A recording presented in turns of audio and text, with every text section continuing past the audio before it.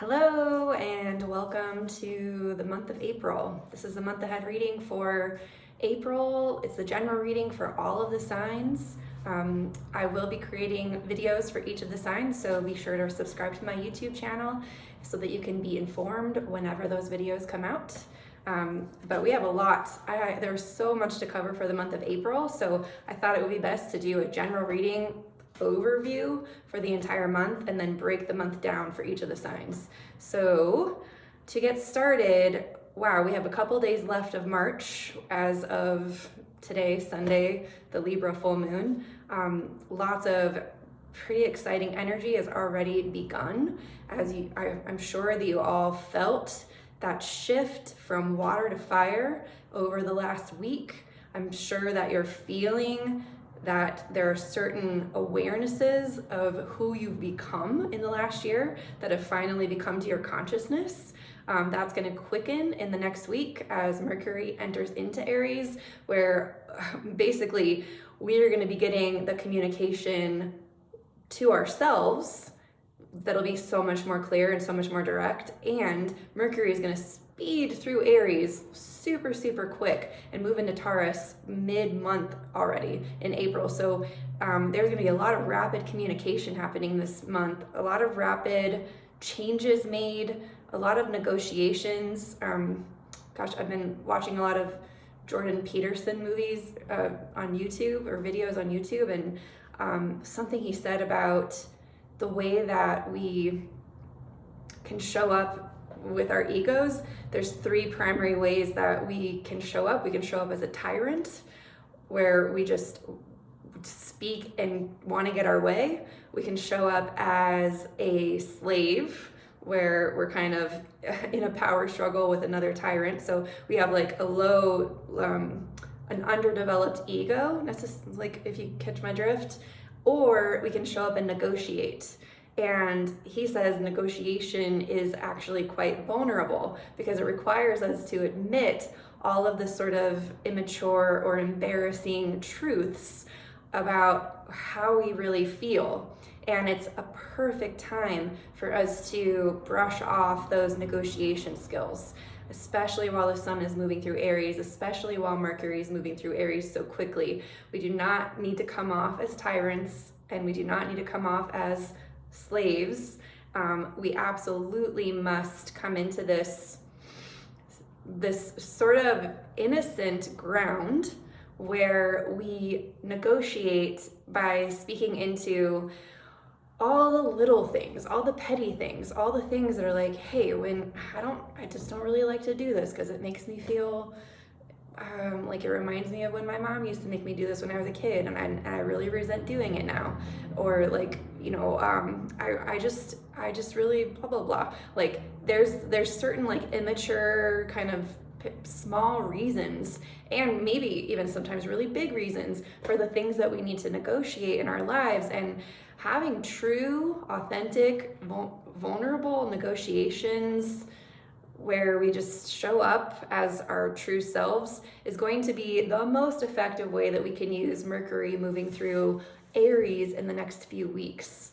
I have an entire page of notes that I wrote about this month. To start out, we're not even quite into April yet. This last little chunk of March, just this a few days, they're actually power punched. I mean, they're kind of big. We just had that Libra full moon that's happening literally today as I'm recording this, Sunday, which, boy, I'm sure you've listened, like, so the Libra full moon, that's the moon, that's the like mother archetype. It's a feminine archetype in Libra, which is an archetype that really would love for us to show up in right relationship in our lives. All of that is opposite the Sun, Venus, and Chiron. They're all together in Aries. So it's a really beautiful moment for us to come into our own, where we see how we can be in right relationships with our bodies, with our sensuality, with I personally have been feeling incredible energy around clearing. It's like I've suddenly realized how special and amazing it is to be a woman. I don't know how everyone else is experiencing. I can only speak for myself personally. I've had lots of time to really honor the feminine wisdom within me that feels safe and secure in my body and balances my different stages between maiden, mother, and crone. I've been listening to some other astrologers talk about this energy, and even though, you know, they're confirming things to my intellect, for me, this is very much a somatic transit, a very felt grace and peace.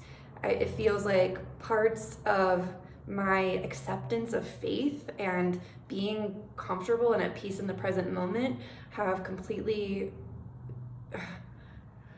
I don't know, just occurred. Like the beingness of being feels anxiety free. And so I'm not sure how you are experiencing this, especially if you're in a man body or, you know, utilize more masculine energy than feminine energy, but all of my readings and all of the ways I've been feeling in my home, about my body, about my life, about my future, all of that has just felt like it's come into this really incredible balance.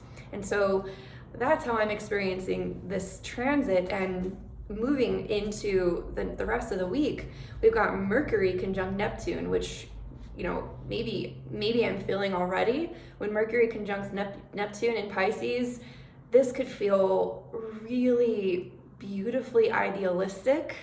This could be like profound dreams, strikes of insight. You know, I've had conversations all weekend of people telling me, like, one person told me that she understands what she wants to be doing. Like, she's in social work now, but she spent a lot of time dancing in Las Vegas, and she's been telling me that she knows how to create like a guideline for etiquette so that women can actually be unashamed of their sexual power and energy, and actually use that as a source of like courage and have it be in right relationship no matter what arena they're in. But she would specifically create, you know, a model or a framework for women who are maybe using their bodies or their beauty to produce outcomes in their lives, and how to do that ethically and powerfully without it turning into something that could actually be dangerous or give the wrong idea. So she's been like sharing all of this insight with me and another friend. You know, I've known this woman for a while, and now all of a sudden she's been struck with this spark of inspiration where she's written 20 pages down of her business plan, and she understands that the thing that she wants to build is something that will serve not only her, because she wants to have a waste-free grocery store within walking distance. So it'll serve her, but it will also serve her community, because she knows that that's the direction of the world that she wants to see. Not only that, but she's investigating all of the local produce and really sustainable ways to stock up that grocery store. And I'm going into story here, but like these types of sparks of insight and inspiration, these are available to us right now, and they'll come to us when we least expect it. You know, they'll come to us from dreams. They'll come to us while we're cleaning out the closet. They'll come to us when I was like cleaning my basement out and like doing a lot of spring cleaning. There's just the field of consciousness. There are so many fields. The field wants us to channel these new innovative ways of being on the planet. There's a strong opportunity for us to completely open up to receive these beautiful, inspired, passionate insights. So that's tomorrow. So I mean, like boom, we're not even April yet. I haven't even spoken about April yet, but I'm encouraging everyone to just, if there is something coming through for you, let it, like, sit down and don't discount it, and know that anything is possible right now. Like, the ideas are coming through. We're at the beginning of a 28-year cycle. So the insights you're getting right now are perhaps the insights that we start small with, that we take step-by-step measures, we trust our feminine wisdom. Even if you're in a man body, there's this knowingness that you can have that is, it's they call it feminine wisdom, but it has nothing to do with being a man or a woman. It's just a somatic embodied knowing that something is right, that something is a hell yes, and that it will work. And it will work. There's a lot of support for all of our beautiful ideas to work. It's just a matter of if we're going to let our egos pursue it, if we're going to let ourselves step into that embodied hell yes and feel the sensation of that, and then allow the synchronicities to build the road in front of us. Because I know last Thursday I had like a serious like mental weird, it wasn't a breakdown, but it was, sometimes I go into these spaces of instability where I realize that everything is fluid and that the things I'm experiencing are a reflection of my values and choices, and that I was like driving and I suddenly had the sensation that if I didn't know the way that the streets would look moving forward, that there wouldn't be a street. It was like that, it was that tangible for me, and it sparked a little bit of panic, because I was like, am I that responsible? How can I be that responsible for creating my reality? And there was some grace and peace that I was able to, I had a conversation and I was able to center myself in the fact that this is a co-creation, and it's a co-creation between other humans. It's a co-creation between divinity. I mean, it's not like I'm just creating everything. I mean, I in a sense have a responsibility for my choices and what I desire and what I lean into and what I put my energy into. I do have that responsibility, and there's something benevolent holding me in all of that, and I can trust that. And so this speaks back into that feminine wisdom space. But I feel that for individuals who are highly tuned to need more of the masculine, planning, future thought,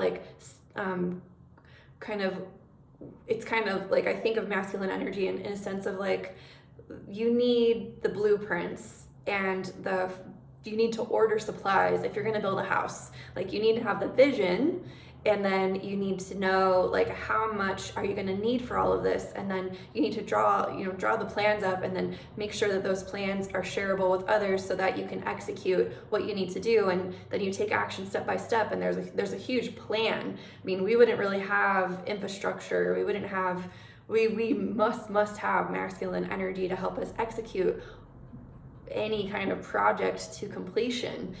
And if we desire the certainty of that so much that we don't really allow in that chaos of the chaos of knowing that in each moment that, I was talking to a client this weekend. I gave this metaphor for female leadership, and all of this is relevant. I'm just going to trust this. I'm just going to trust the stream of consciousness thing for a minute. So this feminine leadership model would be, let's pretend that we're building this house and we've got the plans and we've got the team and we've got the materials and we've got the timeline, right? It's a very structured timeline of how we're going to execute this building plan, and everyone knows what their job is and they're all ready to do it. And then imagine that the queen, so that's kind of king energy, this is what we're doing for the kingdom. The queen would say, she would be present with every somatic experience of every moment for the environment, and she would feel, and she'd say, wait, hold on, listen, it's going to be best if you wait to pour that concrete until tomorrow. I know that it's on the schedule, but I sense that a rain's coming in, and actually it would be most optimum if we poured that concrete tomorrow. Instead, it'd be best to use this time to rest up and let the team kind of have camaraderie and connection instead of actually executing the concrete right now. So like if the masculine energy was in service to the feminine energy of knowing that each moment has like its own nature, that each felt moment experience has a felt nature that is in some ways very chaotic and changing. It's not stable. It's always different. Then, boy, that king of the building job would say, okay, listen, everyone, tonight we're gonna just have dinner together and talk as a team. It's gonna rain or something, and we'll start the concrete pouring tomorrow. There wouldn't be that frustration. There would be a trust there. And I use this metaphor because I believe, from looking at the astrology ahead, that we're going to have a major value shift mid-year, starting in May, moving through June, and culminating in July with a Venus-Mars conjunction on a new moon. That's going to be early July. But what I believe is going to happen is we're going to make a big shift from masculine energetics of leadership to feminine energetics of leadership. And it's not that we'll be discounting either of those. They're both very important. It's just that metaphor that I was telling you about. Like, if you run your life as like, okay, I've got this day, this is my launch, this is what we're going to do, I've got to send these emails out at this time, and blah, blah, blah, blah, blah. We are kind of running our world based on that masculine model of leadership, and having goals and executing them in time, and like muscling through and all these things. Those are important.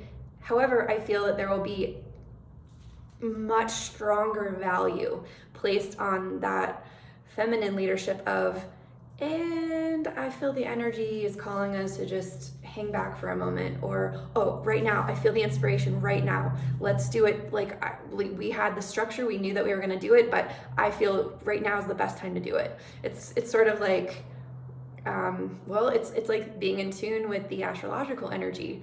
In some ways, being an astrologer puts me in a strange position where I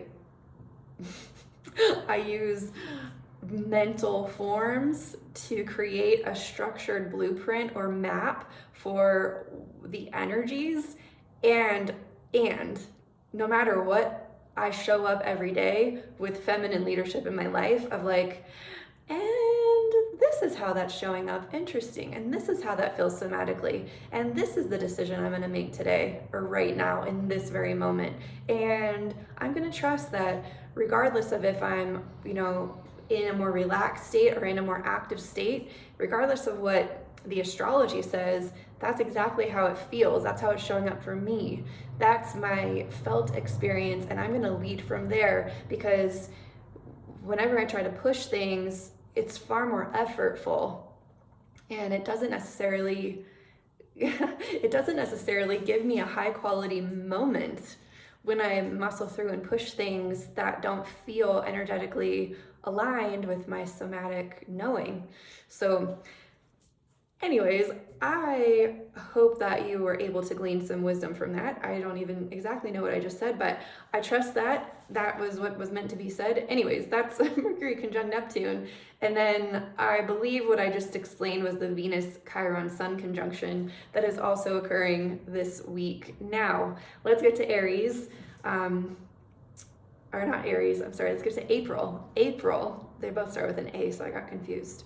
So on April 3rd, Mercury moves into Aries. I think I already explained that energy. Yes, Mercury is going to move super fast. It's going to move into Taurus with the sun on the 19th. So get negotiating down so you're not a tyrant and you're not someone else's slave, that you're able to just be that fresh baby. I was going to give another metaphor, but I'm going to list the things and then I'll talk a little bit about each one. So the next thing is there'll be a new moon in Aries at 22 degrees on April 11th. That's going to be, I've got a few things to say about that. There will be, Venus will move into Taurus on the 14th. Mercury and the Sun will move into Taurus on the 19th. Mars will move into Cancer on the 23rd. There'll be a full moon in Scorpio on the 26th. And on the 27th, Pluto will retrograde. Now, there's a whole bunch of other things that are happening simultaneously with all that. I'm gonna make detailed weekly videos for each of the signs to go through all of that. But essentially, energetically, what is happening in April to prepare us for this feminine valuing form of leadership, I believe, is, okay, there's a brief story. There's this story I tell whenever I'm explaining the flow of the archetypes of astrology. I always start with Aries and I move to Taurus, Gemini, blah, blah, blah, blah, blah. But the story I tell is Aries energy is the moment of the announcement of birth. It takes cardinal, fiery energy to push the baby out, and once the baby is born, we slap it on the butt and we name it something. And that baby's got all these identifying things. It's a boy, it's a girl, it was born to these parents, we signed a birth certificate, this is the city that this child was born, this is the time. There's this whole announcement, right? We share with all our friends and family, we take a picture of the baby, blah, blah, blah, blah, blah. Usually there's baby showers and things like that where the baby gets all the things, and we announce the baby, blah, blah, blah. And similarly, you can think of this as the sprouting, these seeds have finally come out, and we can look at them as they've come out of the ground and we can say, aha, there's a basil. So it's the same, identifying, okay, I threw a lot of seeds down here. The ones that are popping up now, those ones are basil. And I know that because I can see it. It's out of the earth and it's creating its own identity. And here it is. So that Aries energy is the announcement of our identity, our individuation. And I went into detail about what that could look like for each sign. Those videos are available. But what we are moving into with Taurus is once that baby has separated from the mother's body, or once that basil pops out of the earth, there are certain conditions and basic fundamental needs that this being now has in order to thrive on this planet. And that is the archetype of Taurus. So Taurus is all the tangible needs, desires, wants, resources, things that are required for an individuated being to thrive. So as we move from the Aries energy into Taurus in April, we are going to really be consciously considering, what are those tangible needs? What do I need to thrive? What's going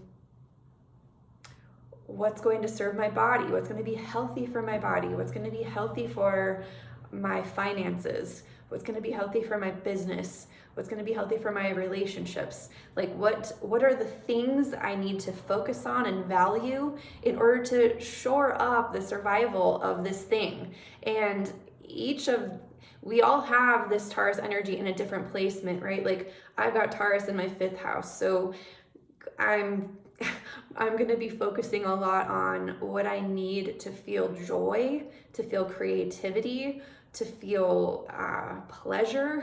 There's going to be a lot of what do I need to have a good time on this planet? If I'm going to be here, what do I need to amplify my humanness and my uniqueness and my novelty and all of that. I mean, I'm seriously looking forward to it, even though I have Chiron in Taurus, which anyone in my generation does. And if you do, maybe we should have a special talk about Chiron and Taurus, because that's up for us this year. Any case, I'm just going on. This is really funny and great. I love it. So that is the threshold we're on right now, and the new moon in Aries. That new moon is sort of like, that's on the 11th. That's that is going to be a little bit of that announcement. We'll have Mercury in Aries too. I mean, I would imagine that there will be a lot of like public launches. A lot of businesses are going to be like sharing classes they're teaching or products that they're selling, or, you know, people are going to announce like a change that they're making in their lives, or there's just going to be this like fresh, like, I'm going to go for it. I'm going to have a retreat. I'm going to travel to blah, blah, blah. Like, it just depends on where this shows up in your place, but just know it's like a new seed idea. And so, like I told you, whatever you're channeling right now, know that you're going to probably start talking to the world about it pretty soon. And that's important, because when you speak your inspiration out loud, you start to attract the resources and team members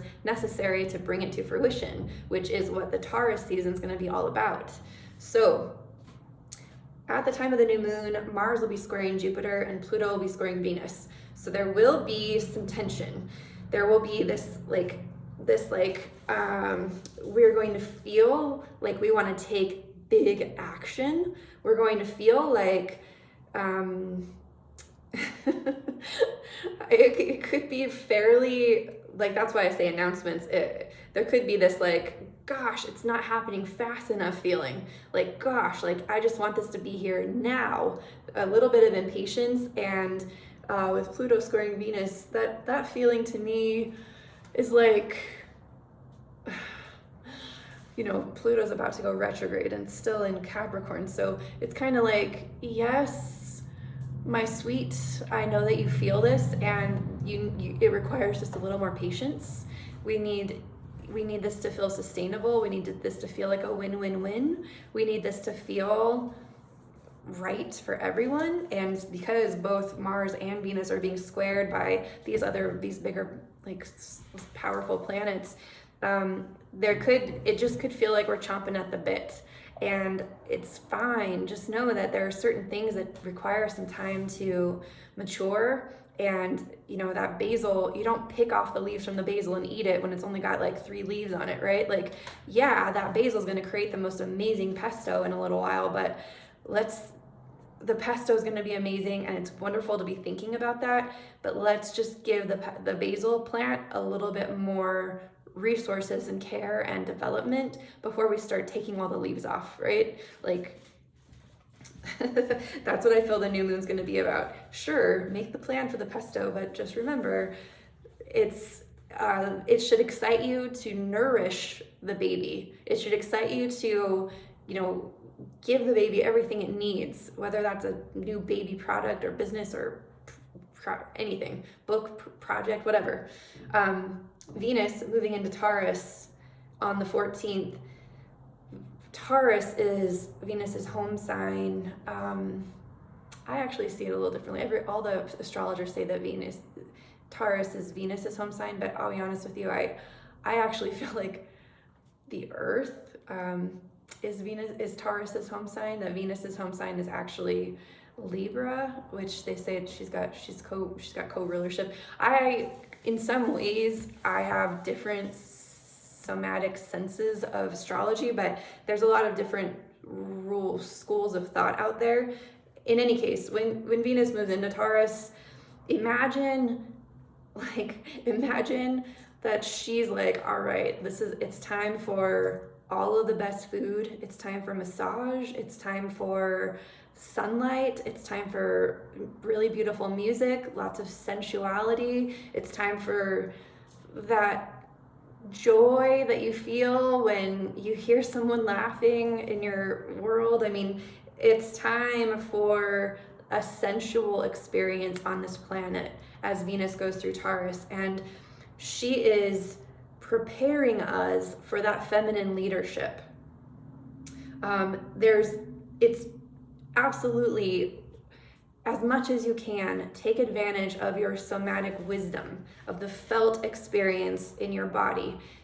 Pay attention to things that don't smell good. Like, don't stop buying products that stink or just smell fake or whatever. Like, this is a time to be hyper aware of how your senses are giving you information and what decisions to make due to your sensations.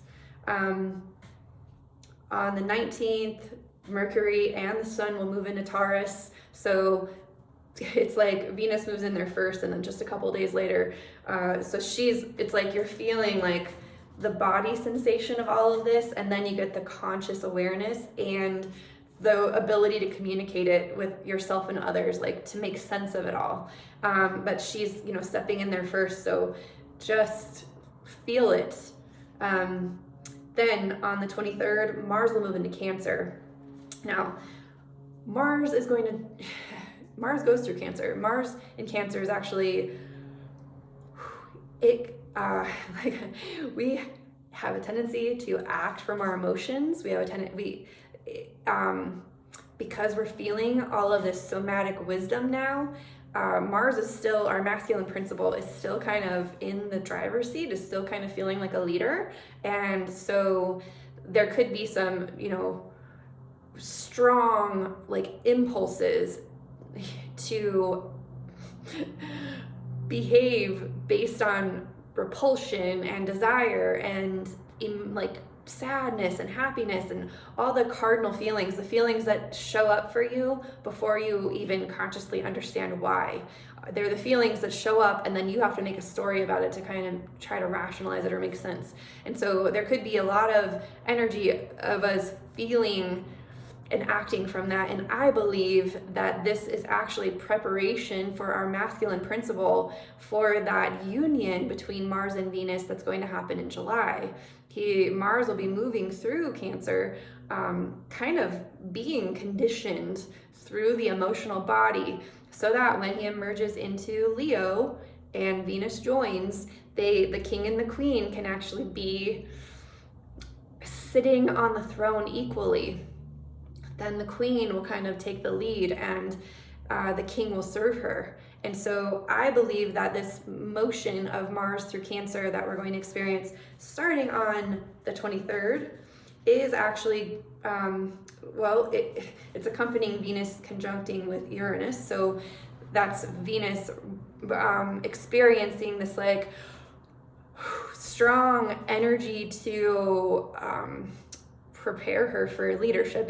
It's strong energy to recognize how important it is for her to become more highly valued, for this sensation of the body to become more highly valued, for the sense of smell, taste, touch, all of those things to be important indicators for how we live our lives and make decisions. So that will be, and Uranus is in Taurus, so we are strikes of insight around our health, strikes of insight around the food we eat, the products we use. I just really, really see, as feminine wisdom begins to lead, we'll be making incredibly different value judgments on where we put our money and how we make choices and what the new currency of life becomes. So then, the 26th, we have a full moon in Scorpio.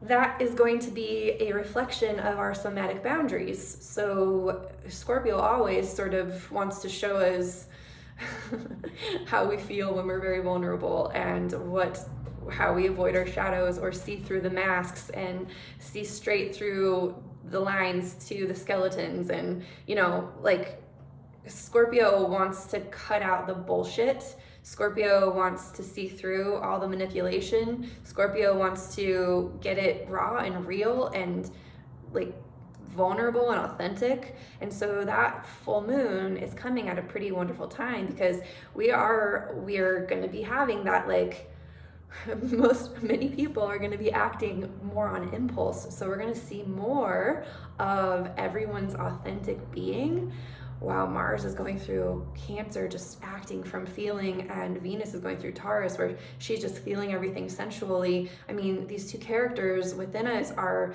absolutely preparing for a time when they will be valued equally within our lives. So then on the 27th, Pluto retrograde, and okay, so Pluto is at 26 degrees. Pluto's seriously like not moving much this year. It's at 26 degrees now, then it's gonna station and sit at 26 for a while. It's gonna go back a few degrees, but then it's gonna get back to 26 by the end of the year. So this degree that it's at right now, it's kind of giving us a bit of a pause so that we can, because Pluto's like the demolition crew, and honestly, while it was traveling with Jupiter and Saturn last year, we saw like the demolition was happening pretty much like all over the place. Now the other two planets have moved up into Aquarius to try and build the future, and Pluto's hanging back in Capricorn saying there's a few things from the old paradigm, that from the old value systems that each of us have had, from the old ways of relating, that still need to be demoed. But why don't we, build a little bit now before tearing the rest of it down, because it doesn't want to create trauma. It's like, imagine that you were restructuring a house and you knew that you were going to demo all the bathrooms. Probably you would demo the bathrooms, like you'd leave one functioning, right? So that you could do the other ones in a sustainable way, and then once you got those done, then you could demo the last one. It's kind of like that. That's the way I feel it. So when that happens, we will feel and sense some areas of our life that we're ready to it's like, all right, well, we've built some of this stuff, now I'm ready to let go of these other things. And some astrologers say it's like a break from the demo crew. I don't know. I always see I see it as an opportunity to kind of go back a little bit and be like, okay, now that I've got this secure, let's just go back and we can empty all this out now, or we can get rid of all these things now, because I've actually got like the metaphor I'm getting right now is I got this new set of dishes and I was saving it for something, I don't know, I was envisioning this different life that I was going to have, and so I was making these plans and I was, buying special products for this next phase of my life, and then I got news that that's not going to happen, and I was like, oh, that's okay, that's interesting. So then I decided to go back and I just emptied out all of my kitchen cabinets and got rid of all the old stuff, and even I'm thinking of all the things that I was kind of putting up with, that now I'm like, well, I'm just going to use the money I was going to use for this new project, and I'm going to go ahead and put it on all these irritating things, I'm going to get a new washer and dryer and change the shower head in my shower that keeps falling on my head, that's been doing that for 5 years, but I just have put off doing it because I don't know. But now I'm like, well, I'm going to be here for a while, so I'm going to just change the shower head. And anyways, my personal little stories, these issues can be much bigger than that, but because I've got Aries in my home base, a lot of little home things are coming up for me. If you want to know where these things are happening for you, the clues are in some of my earlier videos for each of the signs. I'll be making shorter videos for each of the signs moving forward, kind of going over all of these aspects week by week, so that you've got a personalized breakdown. And also, even the personalized breakdowns are just general for your sign. So if you would like to take a look at the coming months in an astrological reading with me, a personal reading, we look at your natal chart, I overlay, I check out your divinity, the divine moment that you push through the membrane of oneness into individuation and took that first breath. I've been telling my clients, they used to create these charts for kings, right? And they'd look at the rising sign, they'd look over at the east to see what is rising when this king is born, and this may indicate something about the rise of this king's reign. There could be, look over high noon, you see what the guiding principle of this king is going to be. How are they going to rule? What's their core, guiding principle? We look over to the western horizon and we see, okay, how is this king going to relate to all of his court and all of his kingdom, all the people of his kingdom? And then we look down to the core, the midnight, and we kind of take a look at what are the core values of this king or queen. It's just they used to make these things for royalty, and now every single one of us gets to be a king or a queen if we want to, and we can map these charts for ourselves, and then we can kind of take a look at how to lead our kingdom with the insight of the natural cycles, so that we are not pushing our plans beyond what is naturally effortless and efficient. So that's what I do and why I do it, and I'm creating these videos to just reach far more people than I can one-on-one in my personal readings. But I do have openings, have a few openings each week. I'm keeping it just to the weekends these days. So if you decide you'd like to do something like that and get really clear, there will be a link below so that you can schedule that with me. I'm also, some new insight that I'm getting, I'm also planning on creating a somatic experiencing astrology group, class, container thing. And it's not 100% like set. I'll be announcing it formally, probably on that Aries new moon, like as I said, but I'm gonna run it through Taurus season, so the energy will be super ripe for us to feel everything. And I don't know all the specifics, but I'm really excited about it. I definitely feel that with what is changing on the planet right now, we could all use a higher valuation of our feminine wisdom, no matter what kind of body you're in. This somatic knowing from moment to moment, leading through the energy, through the chaos of how everything changes, and letting that masculine principle actually serve that part of us. So I'm cultivating something that will help all the humans, all of us, be able to do that far more efficiently, and by using astrology and by using our own charts to do it. So if that seems interesting to you, stay tuned. Please subscribe to this channel if you're interested in getting notifications whenever I create videos. And man, happy April. I'll see you next time. Bye.